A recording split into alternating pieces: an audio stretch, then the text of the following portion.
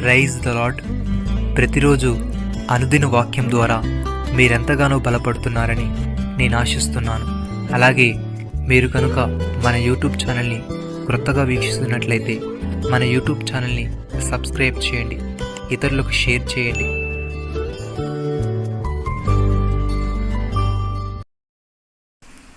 మీరు ఎవరి పాపములు క్షమింతురో అవి వారికి క్షమింపబడును. యోహాను సువార్త 20వ అధ్యాయము 23వ వచనము.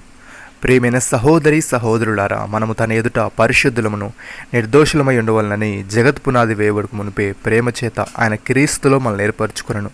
దేవుని కృప మహదైశ్వర్యమును బట్టి ఆ ప్రేణియందు ఆయన రక్తం వలన మనకు విమోచనము అనగా మన అపరాధముల క్షమాపణ మనకు కలిగి ఉన్నది.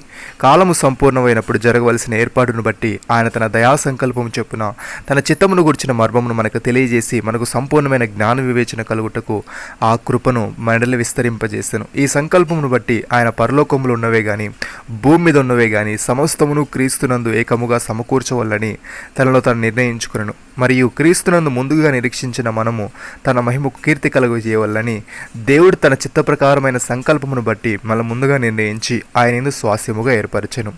ఆయన తన చిత్తానుసారముగా చేసిన నిర్ణయము చెప్పున సమస్త కార్యములను జరిగించుచున్నాడు.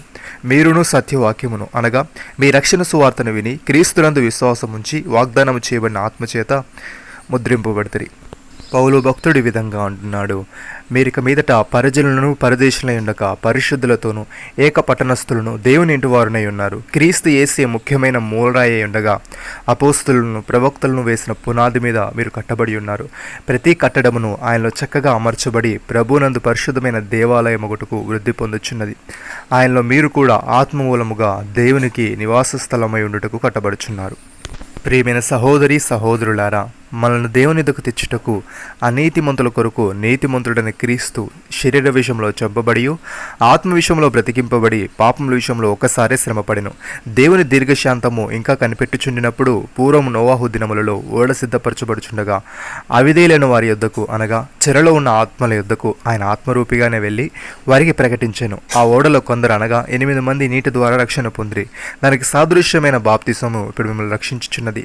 అదేదనగా శరీర మాలిన్యము తీసివేట కాదు, కానీ యేసుక్రీస్తు పునరుద్ధాన మూలముగా దేవుని విషయము నిర్మలమైన మనసాక్షినిచ్చు ప్రత్యుత్తరమే. ఆయన పరలోకమునకు వెళ్ళి దూతల మీదను అధికారుల మీదను శక్తుల మీదను అధికారం పొందిన వాడే దేవుని కుడి పార్శ్వమున ఉన్నాడు. నమ్మిన వారు నాతో కలిసి ప్రార్థనలో ఏకీభవించండి.